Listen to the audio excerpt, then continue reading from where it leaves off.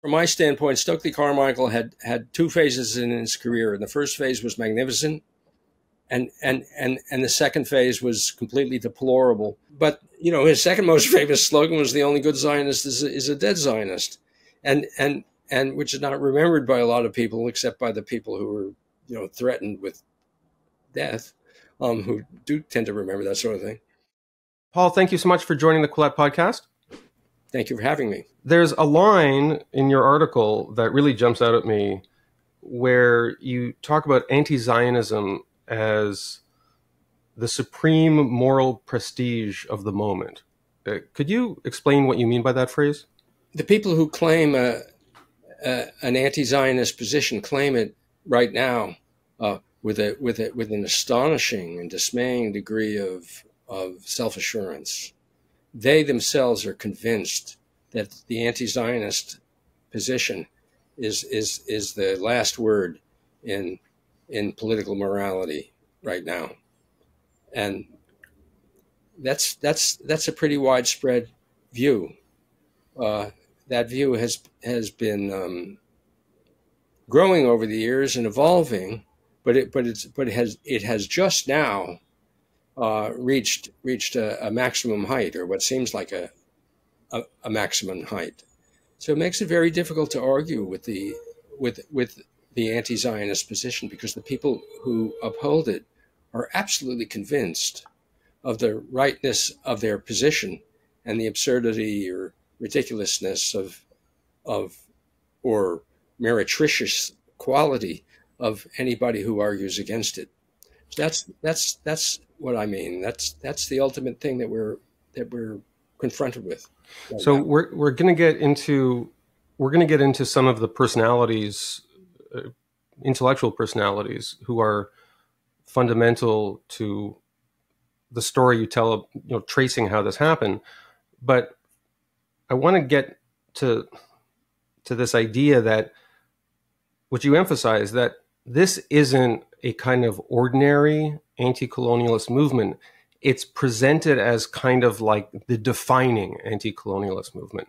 And there's almost a certain apocalyptic quality to it, that somehow if we win this struggle, then all colonial struggles or anti-colonial struggles will be won. Is it fair to say that there's something about it that like transcends the normal issues that are kind of part of the progressive box of issues, if you will? Like there's something overarching, almost messianic about it, the way people talk about it. Like, not to get ahead of ourselves, but the idea that somehow by liberating Gaza, you'll be liberating like all of Africa or all of the colonial possessions that Europeans once presided over. Is it fair to say that it's different in kind from other geopolitical issues that animate progressive thinkers? It is absolutely different in kind. First of all, in two ways. It is an anti-colonialist argument, as you say, which claims to be the supreme anti-colonialist argument, which is already a very strange argument to make, because first of all, Zionism is not colonialism.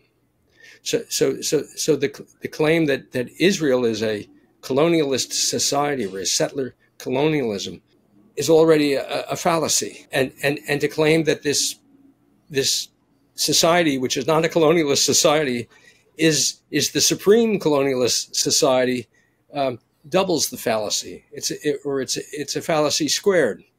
So we're dealing with an error which is transformed into a supreme error, and then it's transformed into the ultimate error, as you say, because the anti-Zionist position is regarded as the key by the most rabid of its partisans, who are legion. It is regarded as the key to all of the sufferings and oppressions around the world. So this is very bizarre. From another point of view, it's not bizarre. the other point of view. So let's plunge into. Well, I want to wait because I want to make that plunge through some of the protagonists you introduce, which one of the reasons I think your article is so good is you deal with some of the abstract philosophical or ideological issues through the personalities of some of the people who champion them. But before I do that, I just may want to push back a little. The idea that Israel, at least in part, has a colonial character. I guess I consider myself something of a Zionist, and certainly my ideological enemies have used that term to describe me. But despite that, I recognize, like I've been to Israel many times, and when you're in the West Bank and you're in a wealthy settlement which is surrounded by Palestinian farming villages, and I mean you can see how that claim sticks, and even Israel as a whole. So like Rashid Khalidi, who's a professor at Columbia, I think it was 10, 15 years ago, he wrote a book called The Iron Cage, which sort of gave the Palestinian perspective. And I mean, it certainly didn't convince me that Israel is this like super evil colonial state, but he talked about how you had a land that was basically a lot of farms run by, I guess you could call them Palestinian peasants. Often you had Ottoman absentee landlords. And then in the space of a few years, you had a lot of Ashkenazi Jews who arrived. They didn't necessarily steal the land. Often it was like they purchased the land. But is it fair to say that from the point of view of a local Palestinian farmer in, the 30s, the 40s, the 50s, it isn't completely unfair to say this might appear to be a colonial enterprise, right? Yes, absolutely, and I can certainly see it from the standpoint of an ordinary Palestinian. You're living there, and suddenly all kinds of other people. Your world changes. Your world changes, and people who speak languages you don't understand, and right. Yeah, right. On the other hand, that response is completely understandable from the point of view of an uneducated peasant. But from another point of view, that there's a naivete in that response, and there's certainly a naivete in that response when it's upheld by many people around the world, and the naivete rests on this fact that Palestine has always had a peculiar quality. Everywhere in the world, people understand that if you speak about something called the Holy Land, you were speaking about this area. And something that's called the Holy Land has, by definition, peculiar qualities, which I don't think of as divine or supernatural peculiar qualities, but rest on the fact that the Jews were the original inhabitants there, or actually, if you follow the Bible, I mean, the Jews themselves came from elsewhere, as everyone does. But that this was the ancient Jewish state; it was the ancient Jewish homeland, and the Jewish presence in Palestine has been continuous. There's never been a period without a Jewish presence. So let's go to. So we're in the West Bank. Let's go to the everyone's favorite catastrophic looking area, which is the town of Hebron, and I haven't been there myself, but I've read enough descriptions, and my friends have reported to me on it, and so Hebron is, by all accounts, an absolutely grotesque scene with a Palestinian a town, Jewish settlements in the center of it, protected grotesquely by the IDF, and just a miserable, ugly scene. But really, to understand this scene, you have to know something of the history of Hebron. Well, it's an important from a biblical point of view, it's an extremely important location. not just biblical point of view, that over the centuries, the Jewish presence, there may have been a few centuries where the Jewish presence disappeared from Hebron, but not too many centuries. And in all recent centuries, there's been a Jewish presence. So in a series of massacres. So in 1834, the Jews of Hebron were massacred by the Egyptians. And, you know, I came across a marvelous book by a French writer, 19th century writer named Pierre Loti, who was a Christian and who went on more or less on a pilgrimage to the Holy Land in the 1890s and wrote a book about it. And I found this book at a secondhand bookstore in Paris one day, and I just bought it and read it. And there's a fantastic description of Hebron in the 1890s. To get there was very difficult for a Frenchman, and it was hard to get to Palestine at all, and to Hebron. And Hebron was a grotesque situation because there were Jews there. There were a lot of Jews, and they, in the 1890s, who were persecuted, who were the persecuted. They were the victim group, and they were persecuted by people who Pierre Loti described as fanatical Muslims, and who were also persecuting the Christians, who were his concern chiefly. But the Jews were persecuted. So there they were, the Jewish population of Hebron persecuted by the Muslims in the 1890s.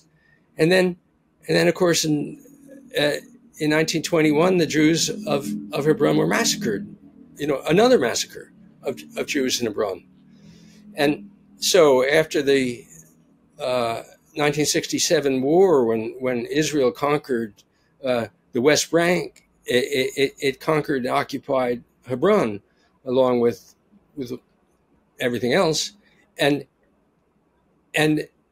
Jews returned. Now they were fanatical Jews. Now the fanatics were the Jews, and the Jewish fanatics returned to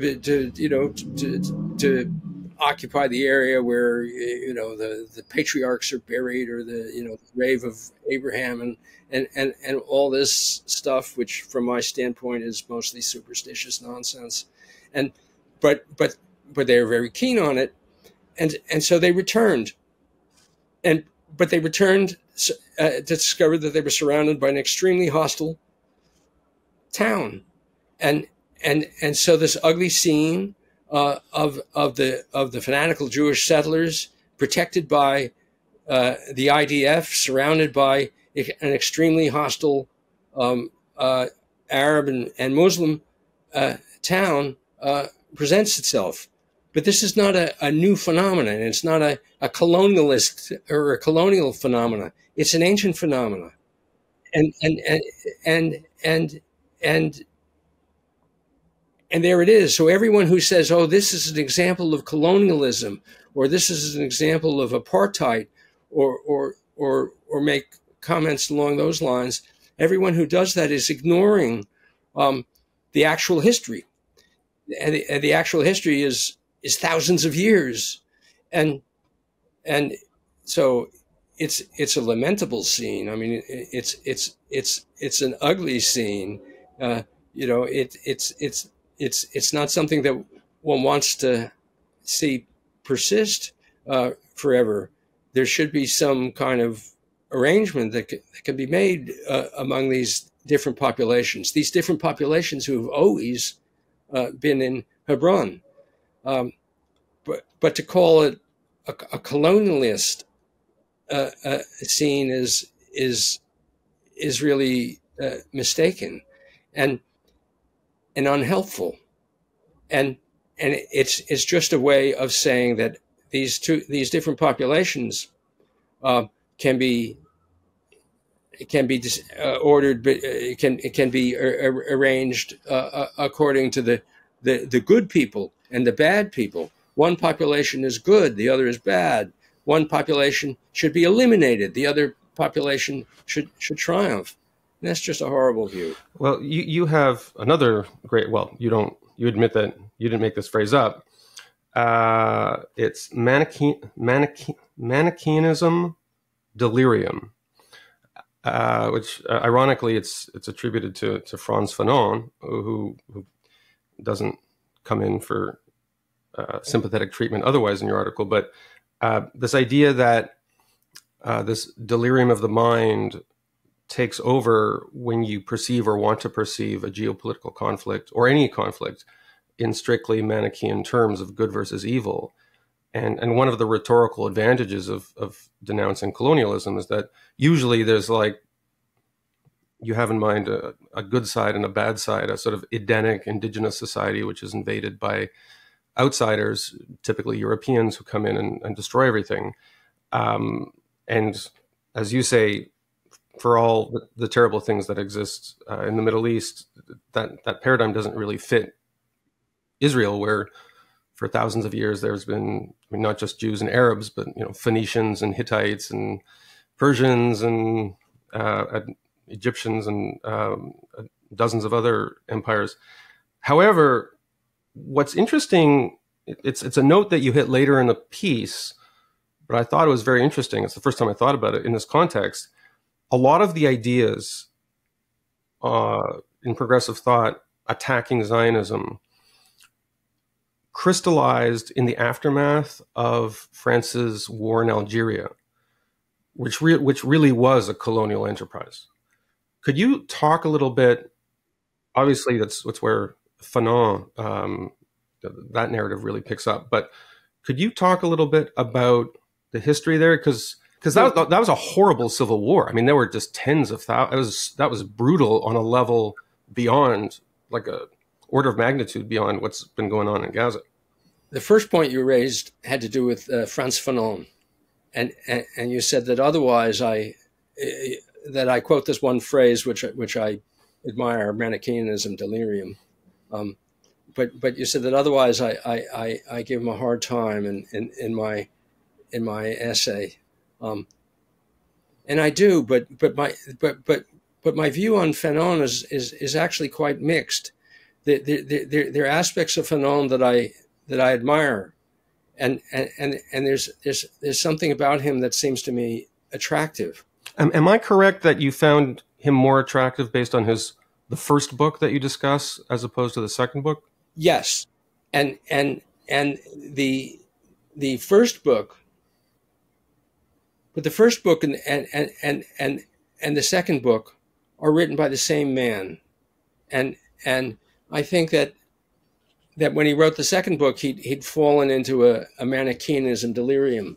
By the way, in my essay, I mentioned that I read this book in a class with Edward Said. Yeah, and you mentioned that en passant, which I thought was incredible because it was like here's the book, and that's the one with the infamous introduction by Satre. Yes, which is even crazier than a lot of the stuff that and it has my yellow magic marker lines in it. The book's falling apart, as you see. You can't actually keep a paperback for 50 years. They don't last. Well, no, but it's proof you were there.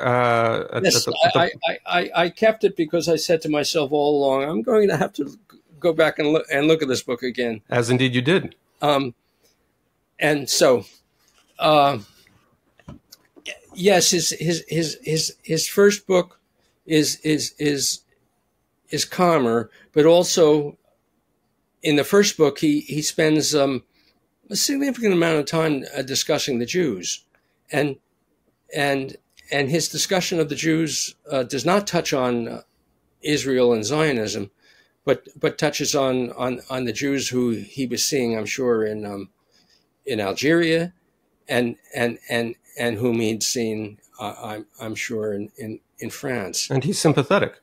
And was very sympathetic, and he was authentically, angrily hostile to anti-Semitism, and could see the psychological problems of the Jews, and the chief psychological problem of the Jews that he noted was the Jewish tendency to side with the anti-Semites, which is something, by the way, we're seeing right now.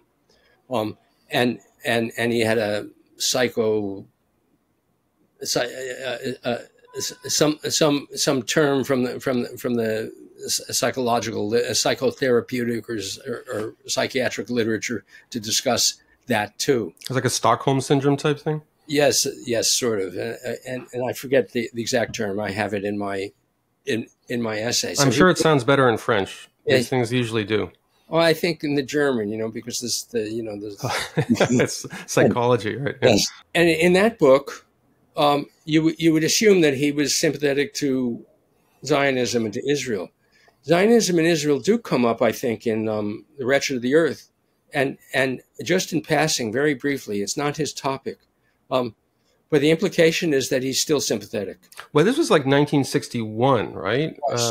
Yeah. So the Algerian War had been going on and was nearly at an end. Okay. And so he was still sympathetic. He understood what was Israel. He understood that Israel was a refugee society. He understood that Jews, insofar as they weren't living there already, that the mass of the Jewish population that had arrived in Palestine and in Israel consisted of people who were refugees, and so he understood that. He found he wasn't defensive about that. He just acknowledges that, and he says that the Jews arrived there because they were forced to leave the countries in which they had previously lived. So this is a very sympathetic view, and I think it's striking that Fanon had a sympathetic view of this. I'm sorry he didn't write about it more, but he did write about it some. If I could just interrupt, because you don't play it up because you seem skeptical, but there's this historical what if, had he not died. I think he died at age 34, right? 36, something like that. But died young, and then there's this what if game. Had he survived and taken real moral leadership of the avant-garde left, would things have gone in a different direction in regard to this hostility toward Israel that animated, many philosophers and ideologues? And you seem somewhat skeptical of that. Well, I raised two questions. One is very narrow and one is broader.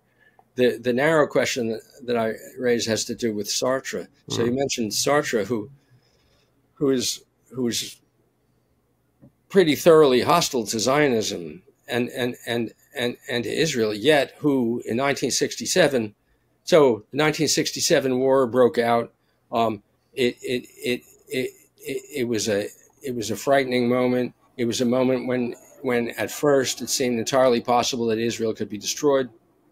And Sartre had to consider Sartre's prestige worldwide was immense. His prestige in France was immense, and he knew that it was incumbent on him to take some kind of position on the war and on the 67 war, and with a lot of difficulty, he had to be pushed. There's a description of him getting pushed by his friend Claude Lanzmann, the filmmaker who eventually made the extraordinary 9-hour movie Shoah about the Holocaust. Claude Lanzmann, in his autobiography, claims to have been the crucial figure to have pushed him, which I find plausible. So this, by the way, this is a tangent. My parents took me to see Shoah when I was a teenager in Montreal. One of the main things I remember was that I think the director spent most of the time smoking while he was interviewing people about the Holocaust. Would that be Lanzmann, who I'm thinking of? Have you seen Shoah? Yes, I've seen Shoah, and I knew Lanzmann. But was he a chain smoker or something? Like in every frame, he was smoking. This is the sort of thing a teenager remembers. I see. Well, there's more to that movie than that. I'm sure. Yeah, I presume so. Yes. And so, you might, look at it again. He came to Montreal. I remember that too. But again, I was very young. But I had no idea that he was a contemporary in the He had the ear of Satre. He was a difficult figure. I mean, I liked him personally, but he was definitely a difficult figure. But he was also someone who was capable of taking a position on his own and being indifferent to what other people thought of it, so long as he himself was satisfied with this position. And he had an attitude of complete honesty in his taking of positions, and so maybe in him something of a cult of honesty and honesty as authenticity, which was the influence of Sartre on him, because this is really at the heart of Sartre's philosophy. Sartre himself didn't live up to his philosophy very well, but the philosophy itself is clear in favor of honesty, of real honesty, and being ruthless with oneself about one's feelings and thoughts. So the '67 war broke out. Lanzmann pushed Sartre, pushed him very hard, according to Lanzmann, to side with Israel, and Sartre did it. So the narrow question that I asked in regard to Frantz Fanon is this. Fanon died in 1961, the same year that The Wretched of the Earth came out. If he lived until 1967, he would have been a man in his early 40s. If he lived, what position would he have taken? Now, he was living in Algeria, and the pressure on him by everybody to side with the Arabs against the Israelis would have been, the word immense is insufficient. Would have been total. It would have been a total pressure, and if he had taken a position at all sympathetic to Israel, it would have been catastrophic for his life circumstances. So it's very easy to imagine that he would have got canceled. He would have been a victim of cancel culture. He would have been cancel culture in the extreme, in the bloodiest possible way, perhaps. Not in the sort of genial way. No. On the other hand, he was serious in his Sartreanism, and the fact that Sartre took this position would certainly have been a cause for serious thought on Fanon's part, and I mean that's obvious to me, and so Fanon would have given it thought. Now, if he'd given it thought on the basis of his previous writings on Jewish themes, it's easy to imagine that some part of him, at least, would have thought that Sartre had a good point. And now, Fanon's biographer, his most recent biographer, considers this and says it's not likely, and so I take that seriously, and we know the biographer reports this that Fanon's widow was just outraged that Sartre took this position. But still, I think, having read Fanon and having read and dwelled a little on over what Fanon says about the Jews, I think that Fanon would at least have paused and would have given thought to it.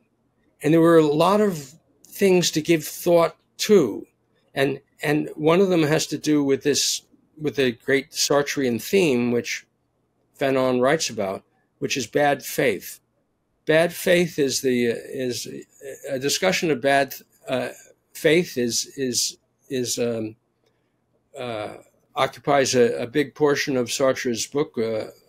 And you define that. I'm paraphrasing your paraphrase, which is when you know what the truth is, but the truth displeases you, so you act in an intellectual manner as if that truth didn't exist. Is that roughly speaking what it is? Yes, but a little more, which is that you act as if the truth doesn't exist, and and yet you know in some part of you that it does exist, but so you lie about the truth, but you also lie to yourself. It's a state of cognitive dissonance. Yes, where you know something and you think something and you know the opposite, and you persist in this dissonance. So it has multiple levels. It's not just that you know something is truth and you lie about it. It's not just simply lying, because you also lie to yourself. But even as you lie to yourself, you know that the truth is truth, and you know that you're lying to yourself. So you're being false to the external truth that you were discussing, and you were being false to yourself, and you deny that you're being false to yourself. So it's a twisted consciousness, and so Sartre's great on this, and I mean, Sartre himself, would be, the perfect person to analyze from the point of view of bad faith, because he took many positions in the spirit of bad faith. But Fanon writes about this, and we have to remember that Fanon's chief concern, really the concern that occupied him, was his worry about his fellow blacks. So he was a black from Martinique in the French Antilles, and he had to concern for the black position internationally, worldwide, Africa, especially West Africa. He had a concern in some degree for the blacks of America, and a concern for the blacks of France, and it was unusual, or it was just fate that he ended up as something of a theorist of the Algerian Revolution, so North African and not Black African. But his main concern still was the blacks, and now the turn toward anti-Zionism and the belief that Israel is the worst of all things has a very peculiar meaning or resonance from the kind of black position that I can imagine Fanon would have taken. I mean, why believe that Israel and Zionism are the worst of all things, are the racism of racisms, and all that? If you were black, there are many other things to worry about. Well, you talk about, like, in terms of ripped from the headlines, just in the last year or so, if your primary concern was the welfare of black people, your eyes would be on Sudan, where yes, the welfare of black people being persecuted and murdered by Arabs. Mm-hmm. So if your prime concern actually is the horrors within the larger Arab world, that's in Sudan, and the attacks on the Masalit people who are black by marauding militias and all this. That is the principal horror of our moment, and so all of that is lost. The actual black suffering of right now is well. So let me ask you about that, because there's something almost cosmic about it. Like, if you look at the arguments, and again, soon this discussion will take us into the modern era and what's happened at Harvard, where you had something called the African and African American Resistance Organization, proclaiming its solidarity with the people of Gaza. One of the curious subplots here is all of these organizations seem to have names inspired by, like, interwar communist groups. Like, there's something very sort of like sepia toned about the kind of language they use, which seems like from the Trotskyist era or whatnot. But there is something, I don't know if this is an example of Manichaeism delirium, but like sometimes conservatives talk about this stuff as identity politics, but in a way it kind of erases identity, because you had, Fanon talked about a transnational black consciousness, And even in the modern rhetoric, there is this idea of like, well, the black struggle is the queer struggle, which is the anti-Zionist struggle, which is also the anti-Republican struggle in terms of American politics. Like everything is collapsed into one struggle against oppression. But in a way, it kind of actually like denudes individual groups and tribes and even whole nations of their identity, because through this kind of like cosmic lens where everything is reduced to oppressor and oppressed, you're almost willfully ignoring the actual local history. Like maybe it's not a coincidence that the actual history of places like Hebron and Gaza are ignored, because those aren't really material. It's kind of a distraction from this kind of like all-encompassing struggle against oppression, which I think it's almost the opposite of identity politics. Maybe Fanon was onto something with that, right? With his transnational black consciousness. Like it's almost a religion. Well, I agree with the gist of what you say. And so my view is identity politics is a drag, but it's not totally a drag. And there's something about identity politics which is true and correct. And that separate groups of people do have problems of their own, and do have reasons to examine their own problems and present those problems to the world, and when they do, it's good, and they should, and what you're describing is a kind of intersectionalism gone mad. Which blends all oppressions and all identities into a single one, and then of course the single oppressor turns out to be, we'll get to it, and so now Fanon is basically Fanon is mixed on this, and he's not completely a coherent thinker, which is okay. He's a cross between a philosopher and a journalist. So like a journalist, he's writing things quickly and just at the moment, and they don't all add up. But he thinks philosophically about his journalistic themes. So Fanon raises the question of black consciousness, which is his ultimate concern, and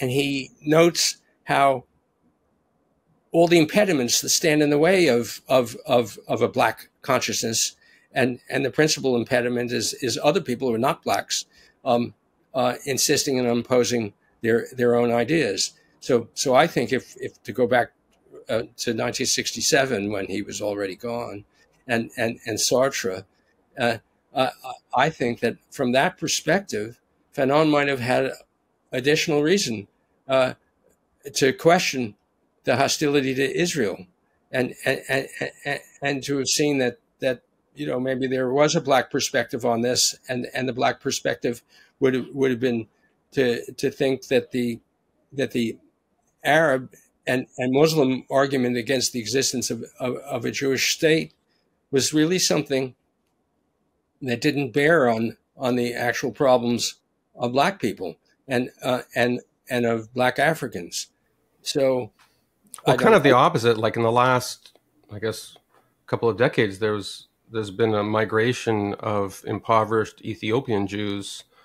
Actually, it started during the Cold War period, where Israel kind of became a haven for black African Jews to some extent. Not just to some extent, to total extent. I mean, all of the Ethiopian Jews have wanted to go to Israel, and many now serve in the army. And now there's a debate, whether all of them have actually come, or are there still some left, and so you get into these questions about who counts as an Ethiopian Jew and all these intricate questions. But yes, in the 1980s, the Ethiopian Jews fled en masse to Israel, and now constitute maybe 2% of Israeli society. Their presence, I think it's fair to say, presents a kind of puzzle for intersectional analysis, especially given that many of their children and grandchildren are in the army and some are serving in Gaza. Though I haven't seen a systematic intersectional analysis of how those people should be treated. But it's not just the Ethiopian Jews. I mean, the Jewish population of Israel as a whole is 50% or more than 50% third world, Sephardic, and yes, or Mizrahim, or all these different terms, and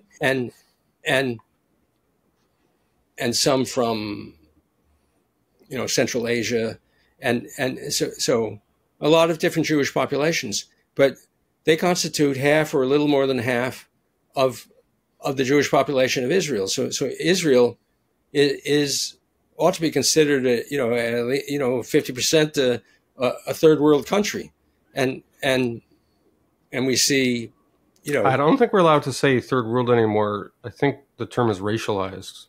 Okay, racialized. Yeah, let's let's. But if this is another reason why the notion that Israel is a settler colonial, my mouth won't pronounce the word, colonialist state, that is one more state that has been founded by colonists from Europe, it really doesn't make sense, because the actual population is different from that. And when you go to Israel, I invite anybody who's listening to us talk, the next time you're in Israel, ask the first 10 people you meet, the first 10 Jews you meet, beginning with a taxi driver, where did they come from?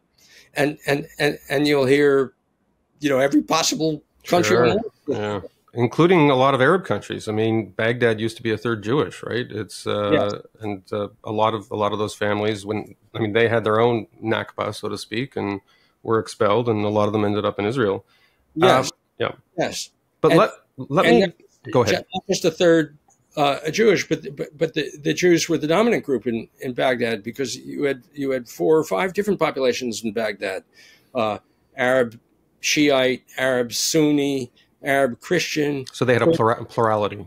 And Jewish. So the Jews were the single largest group in Baghdad. So people say Israel should be eliminated, and the Jews, if they survived the massacre that would accompany the elimination of Israel, should go back to wherever their grandparents came from. So presumably these people are saying the Jews should go back to Baghdad, and where they could reclaim their property, presumably, since we're talking about reclaiming property.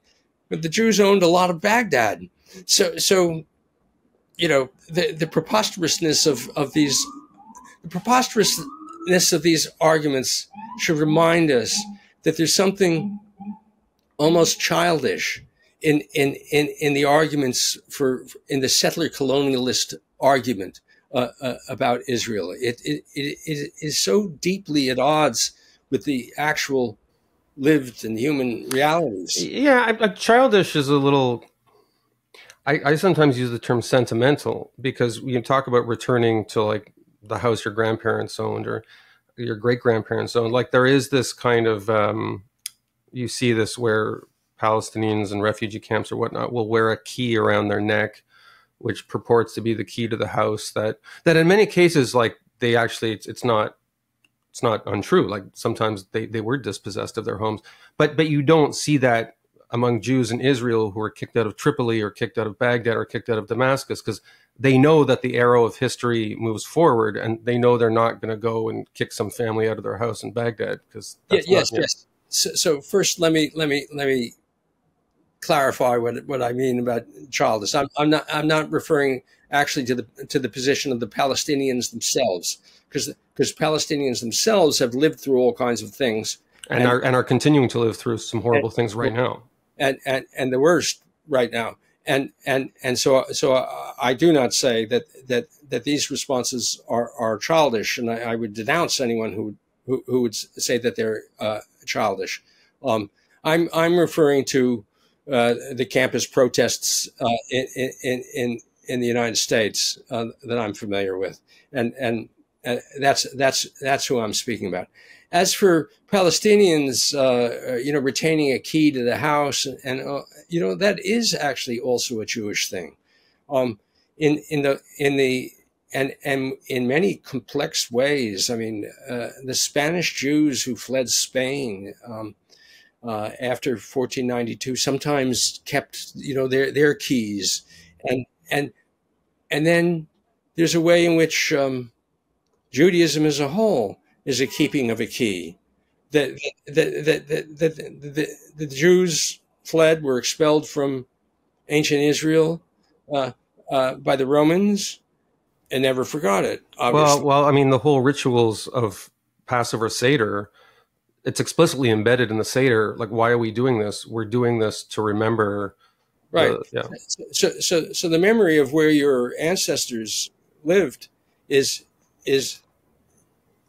not at all a contemptible thing. It's a profound thing. But it's sentimental to imagine it as a basis for a realistic kind of geopolitical vision for the future.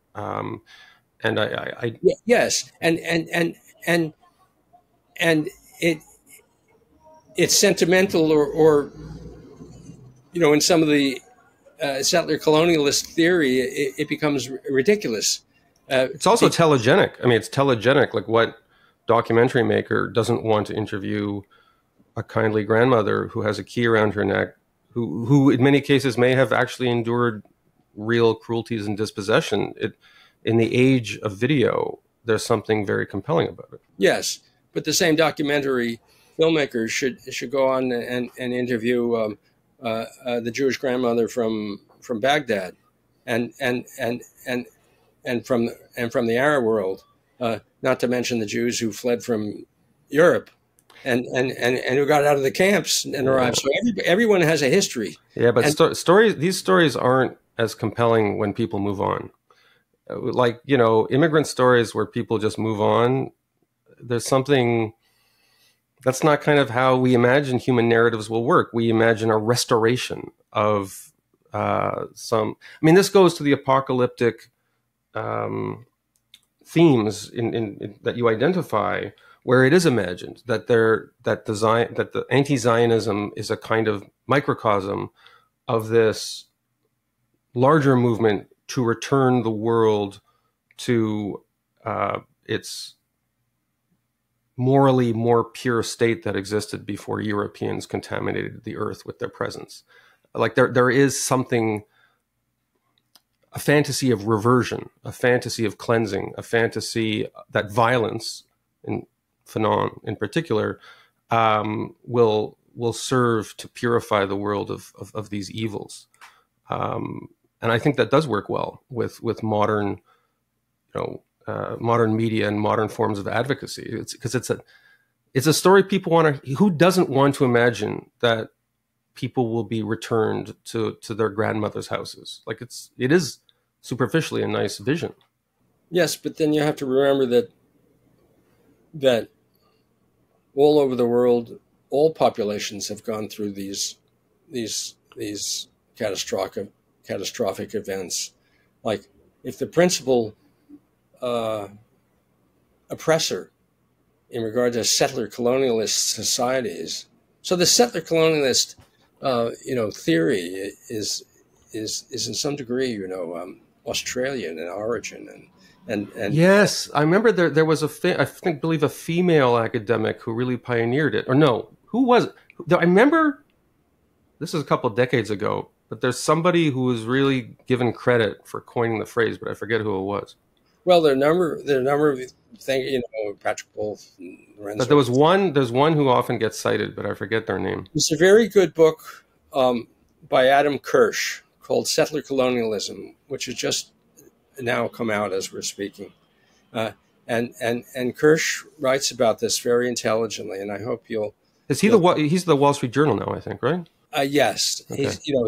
He's bounced around. He wrote a great book a decade ago about the 20 Jewish books you should read, if I remember correctly. He's a great writer. I see. Yes, he is a wonderful writer, and he's been at many publications, and so he's written about settler colonialist theory, and does have an Anglosphere origin, not just Australia, but Canada and the United States. And what's amusing, sort of amusing, to consider in regard to that is that if we reflect that the English are the terrible settler colonial, most terrible settler colonial imperialists of all, who've done the most to take away ancestral lands from indigenous peoples, we should ask ourselves, who are the English? I mean, it's a bunch of Germans.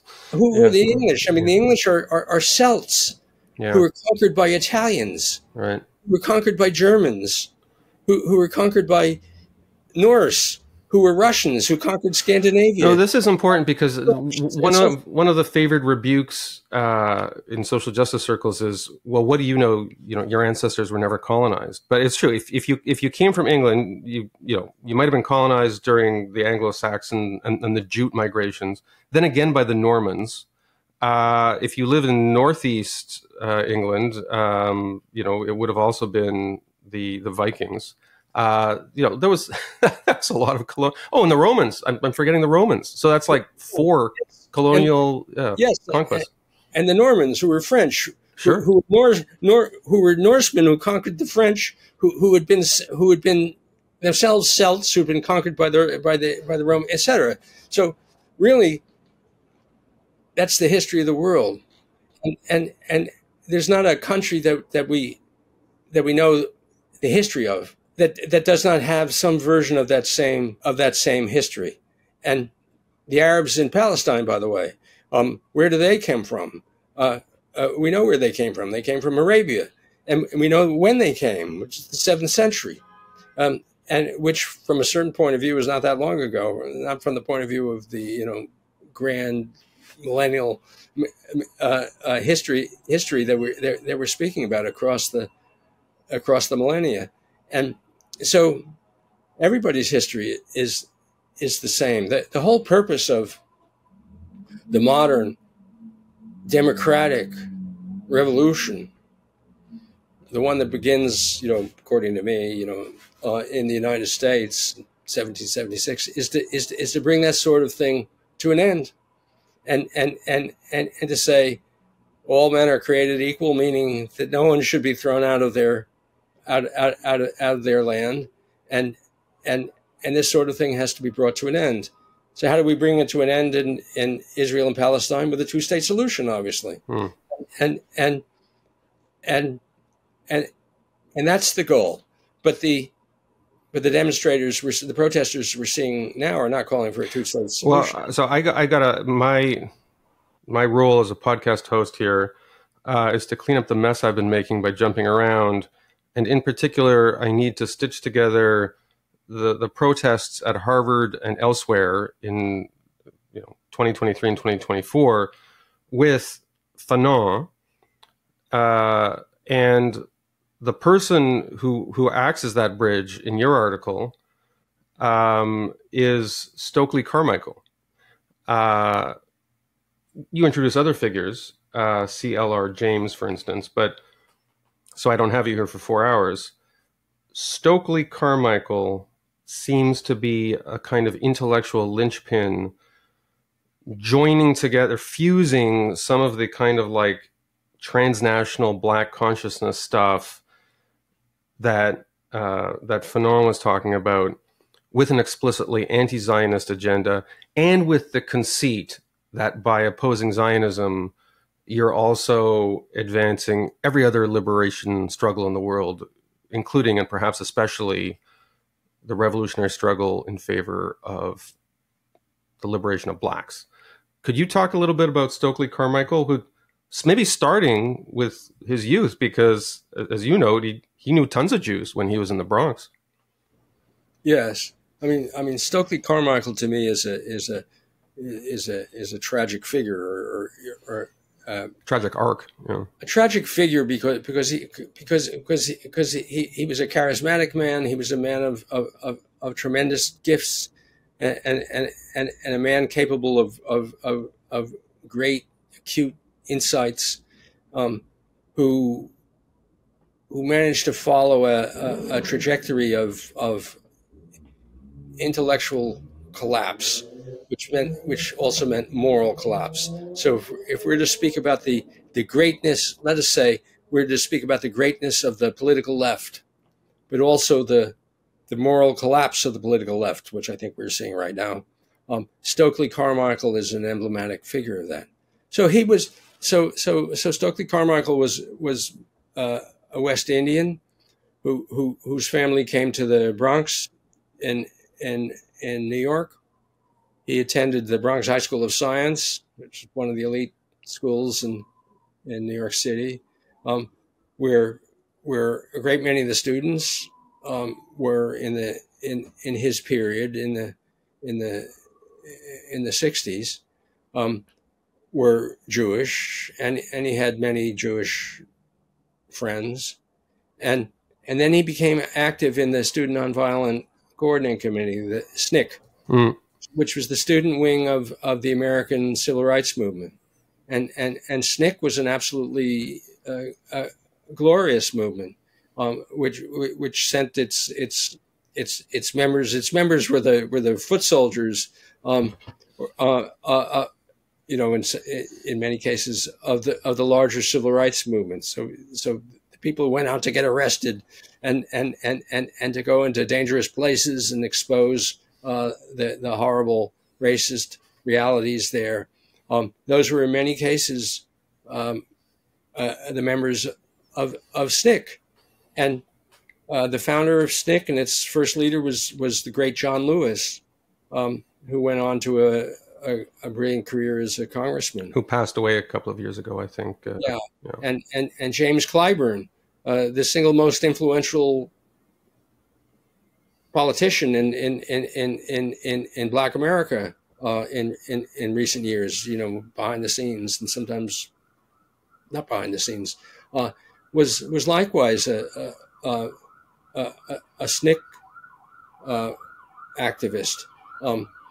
But in 1965, Stokely Carmichael was, and his group took over the organization and expelled the whites, which tended to mean the Jews, and sent Snick into a new course, which was anti-Zionist, and the anti-Zionism was insane. It was an anti-Zionism completely compatible with the worst kinds of right-wing lunacies about the Jews. Which, spoiler alert, that's how we get to this cartoon that's at the center of your article. Which I described in the introduction, but it's sort of like Jews as the puppet master and the deadly oppressor, literally lynching Arab people and Black people, yes, together with the same rope, basically. Yes, and so Stokely Carmichael managed to be in charge of that, and his greatest slogan was Black Power, which was a brilliant slogan, and it was a brilliant slogan because it took the civil rights demand beyond the question of rights and equal rights to actual social relations in which Black people should have power and not just rights, and should have the results of having rights, which should mean power. And that was his most famous slogan. But his second most famous slogan was, "The only good Zionist is a dead Zionist," and which is not remembered by a lot of people, except by the people who were threatened with death, who do tend to remember that sort of thing. And in this way, he led a real degeneration on the part of a large segment of the American left. Fortunately for us Americans, he left the United States and went on to a new career in a couple of countries in West Africa, where I don't really know exactly what he did. He might have done a lot of good. I don't know. But he left us poor Americans alone, which I think was a lucky thing. But there's this unsettling echo of what he said. You mentioned that at one point, when Columbia was still essentially kind of being held hostage by these protesters who'd taken over their campus, you had the university negotiating with some student protester who I think tweeted something to the effect of, you know, you're lucky I don't go out and kill all the Zionists. Like essentially directly echoing this horrible thing that Stokely Carmichael said, right? Yes, it's very unfortunate that so from my standpoint, Stokely Carmichael had two phases in his career, and the first phase was magnificent, and the second phase was completely deplorable, and the misfortune is that the early career, which was magnificent in his early Snick days, gave him a glory and a reputation that has served to perpetuate the dreadful ideas that he came up with a little later on, and so we see those dreadful ideas, which are just, you know, let's just use the word, they're just anti-Semitic. We see the anti-Semitism, you know, a crude anti-Semitism, like, you know, wanting to go kill the Jews. We see that cropping up all the time, and that's his legacy, and unfortunately, which is kind of weird because usually it's the opposite. Like when we talk about Martin Heidegger, we talk a lot about his later apologism for the Nazis, and then maybe like dwell too little on his contributions to mainstream philosophy. When you talk about a disgraced Hollywood celebrity, and you talk about Mel Gibson. I mean, I guess I'm going down market here with my references, but you know, most references to Mel Gibson are like his crazy, weird Catholic, quasi-anti-Semitic, like later years, as opposed to the Lethal Weapon movies, which were pretty good. Again, I realize I'm going down market here, but with this guy, with Carmichael, it's the opposite, where I guess in some circles he's still lionized for like some of the early good work he did, or do some people explicitly, do mainstream progressives, do some of them explicitly endorse his later hyper-militant stances against Zionism? Well, okay, so Heidegger. You don't have to comment on the Lethal Weapon movies, which I'm presuming an esteemed intellectual like you has never seen. I won't confess to not having seen them. If I do, you'll accuse me of this. I love the deep consideration you gave that sentence before you said it. But anyway, please go on about Heidegger. Yeah. So I don't know that there's a good Heidegger versus a bad Heidegger. You know, the bad Heidegger, that's a debate. In my eyes, the bad Heidegger reflects on the good Heidegger. And the bad Heidegger is already buried within the good Heidegger. And in fact, Heidegger's notebooks are just, you know, shocking, with references to the, you know, protocols of the elders of Zion. Really? And all I that. did not know that. That's new information. So Mel Gibson, the anti-Semitism of someone like Mel Gibson is something that I don't care about, not because I'm a snob, but because he's not a political leader. He's just an actor, and if he screws up his acting career by getting involved in all kinds of other stupidities, that's just unfortunate. So it's like listening to Wagner's opera. It's the same principle.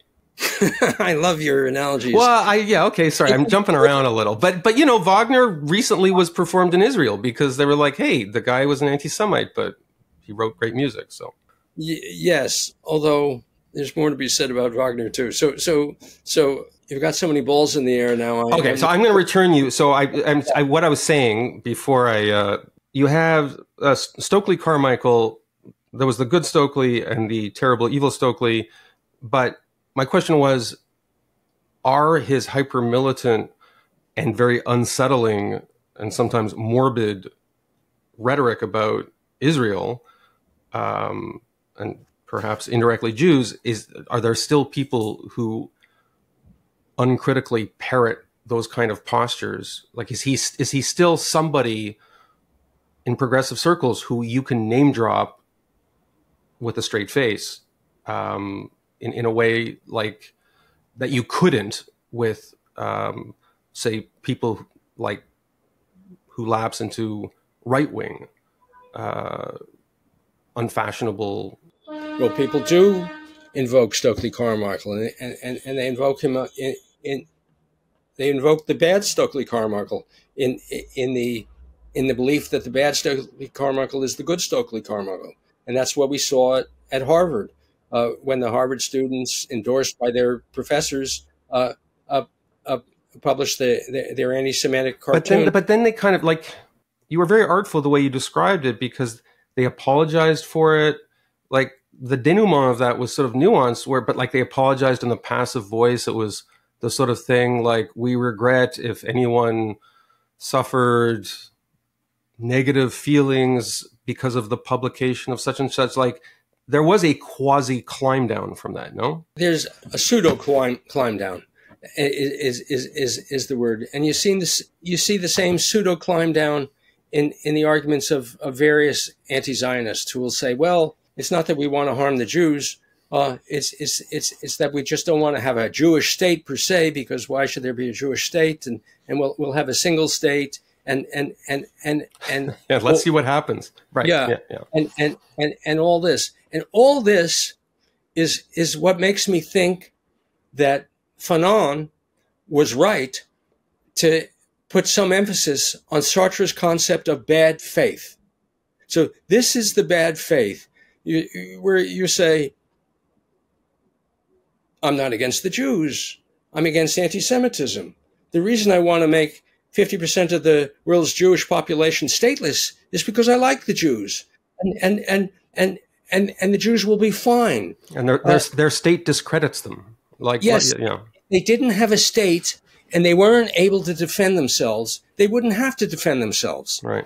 And so the reason I'm an anti-Zionist is because I'm a benign and kindly person who wishes only well for the Jews. So this is Sartrean bad faith. This is someone who so I'm mimicking someone who says something that isn't true, and this person knows it isn't true, and tells himself that it is true, and tells himself that he's not lying when he says it's true, and that's it. It's bad faith, and to have to argue against this kind of thing is kind of insulting, and it's like having to argue against people who defend Robert E. Lee statues. Right. Oh, I'm not a racist. I'm not a Confederate. I'm for honor. I'm for Southern heritage. And they don't want to say, which Southern heritage in particular are you for? That they won't say.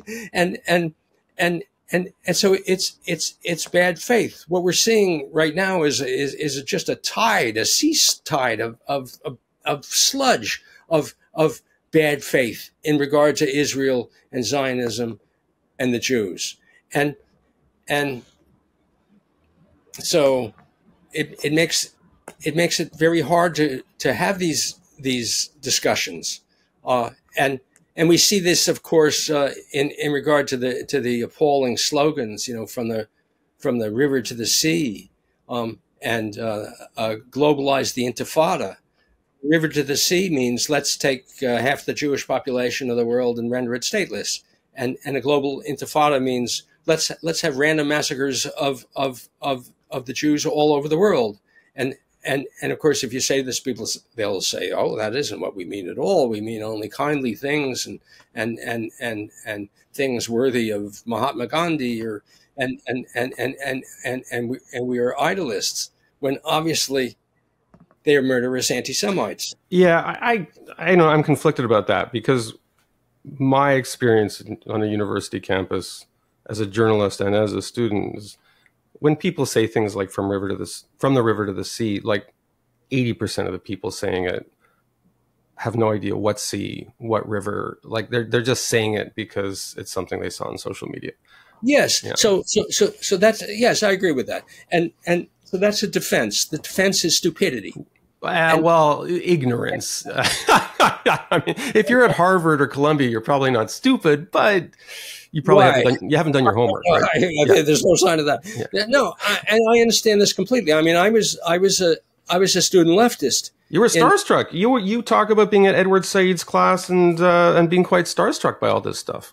Yeah, because there was something called Students for a Democratic Society, and I was a militant of SDS, and I was all in all the real thing, and on the left, and my friends and I chanted all kinds of slogans, and that we believed and didn't believe, and I myself chanted slogans that I was not in favor of, and like, okay, you can't just leave us hanging. Like for instance, well, we would participate in Vietnam anti-war marches, and my faction would sooner or later break out into a slogan of Ho Ho Ho Chi Minh, the NLF is going to win. The NLF meaning the National Liberation Front, who were ultimately the communists.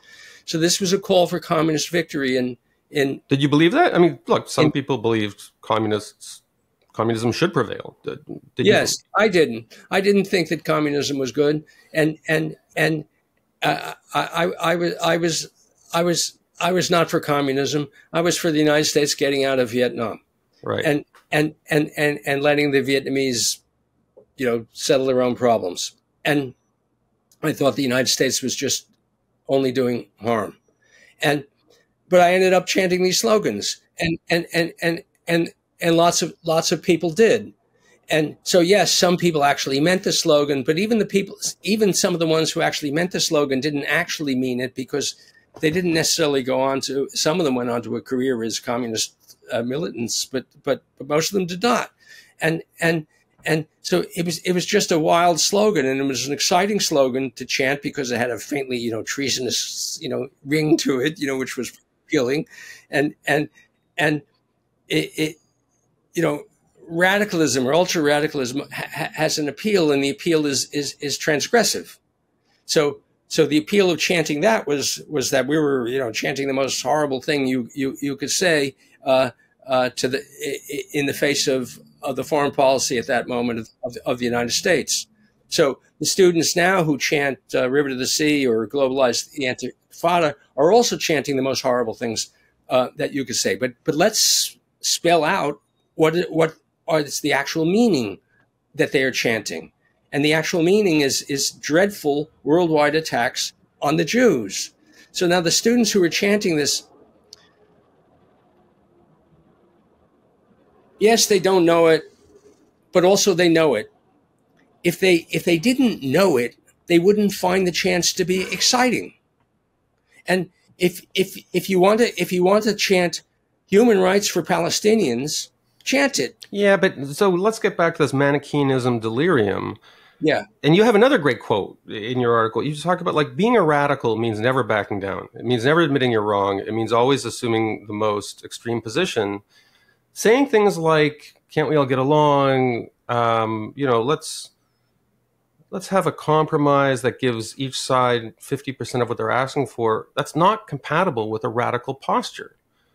And when you're, I mean, I was once a teenager. I was once on campus. Like, you want to assume a radical posture. Like, it's fun. It's, you get women. Like, I mean, it's part of being that age and being excited about politics and thinking you have all the answers and that society is screwed up and we need to throw everything out. And is part of the anti-Zionist movement just that kind of screw the world, screw everything that we're supposed to believe? Like, you sometimes see white people donning headscarves and keffiyehs and, like, cultural artifacts which plainly are at variance with everything else they're supposed to believe, like feminism and gay rights. And, they're pledging allegiance to societies where gay people are killed and women are treated as chattel. Like that. But that cognitive dissonance is just overwhelmed by this desire to assume a romantic, totalizing posture on behalf of the group you've decided is the world's most oppressed minority. And that's kind of like an immature emotional spasm. I mean, I know it's horrible for Jews on campus hearing this crap, but I guess my jaded thing is, give these people 6 months, they'll latch onto something else. Well, you raise many points. I noted your idea of people joining, students joining, of young men joining radical movements in order to get women. That doesn't change. And I remind you that that's some of the greatest passages in Sartre's discussion of class are the things that men say to women in order to seduce them, and where they say all kinds of things that they know aren't true, and but they say them, and they tell themselves that they mean them, and it's bad faith, and so it's all connected. The excitement of radicalism, well, that's true. That's the trouble with radicalism. So radicalism has a virtue sometimes, and it has a drawback or a flaw. So we go back to Snick in the 1960s. Snick was a great student movement, and it was a radical student movement in the sense that people had identified a terrible social wrong, which was American racism, and were going out to challenge it and do so boldly and a tremendous risk to themselves. So this was certainly a radical movement. Direct action. But the first phase of Snick was able to maintain the balance between the excitement of radicalism and also retaining your sense of judgment, your intelligence. And Snick in its second phase, where it veered into anti-Zionism and anti-Semitism and all that and collapsed, Snick in its second phase lost that. What you need in any movement, in any radical movement of the left, is an ability to retain the fiery passion in regard to what is actually true, and with a sense of judgment, and an ability to analyze things as they are, and to avoid lying to other people and avoid lying to yourself, and this current wave of protests has just failed abysmally to do that, and so if someone says that oh no, it's this, the students are just getting carried away, but it shouldn't be taken seriously, or it's just not the case. They've just fallen into an old pattern, which in this case is an exceptionally ugly pattern. By the way, you're just reminding me why I've never been comfortable at protests, or even in favor of things I believe in, because within an hour, as the slogans become more militant, I'm just like, what am I doing here? I don't believe, I just kind of collapse into a state of self-awareness where everything that I don't believe and seems over dramatic and maudlin and performative just kind of starts to irk me, and I don't want to be involved, and I get hungry. And you really have to kind of inhabit this rhetoric to get swept up in it. But it's interesting that, it happened to you. I mean, if it happened to you, it can happen to anybody, because I read your writing and I'm like, this makes complete sense to me. And yet you're telling us that 60 years ago, this was you.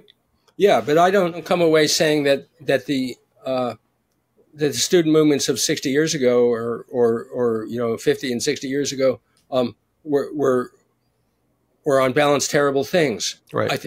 I think they were mixed things, and that a lot of what the student radicals of that era did was great, and then the movement lost its sense of balance. What you just said, will that be history's judgment in regard to the militantly anti-Israel protests that erupted on Western campuses in late 2023 and early 2024? No, history's judgment will be different. History's judgment will be that those movements were corrupt, demagogic, and dangerous from the start, and their very first impulses were to be, the very first impulses of those movements was to be pro-Hamas, and so this is a current wave of protest that has been morally a disaster from the start, and it's a disaster for the Jews, it's a disaster for the Palestinians, and it's not a disaster for the privileged students who are engaged in it, but it's certainly a disaster for anyone who would like to see a healthy and intelligent political left. By the way, there was a little nugget here in your article, which before you leave, I want to ask you about. The Hamas Charter is a bizarre and highly offensive document for all sorts of reasons. This is their founding charter. They cite the Protocols of the Elders of Zion like it's a legitimate historical document instead of an anti-Semitic farce created by Tsarist agents in the late 19th century. But is it true that the Hamas Charter actually endorses slavery? That seems off message with the 1619 Project and like everything we've heard about, for the last 200 years or so. Yes, and I mean, I'm sorry I don't have the charter in front of me. I could read you the passages, and the Hamas Charter is in favor of slavery because Hamas is the Muslim Brotherhood. It's an Islamist organization. So it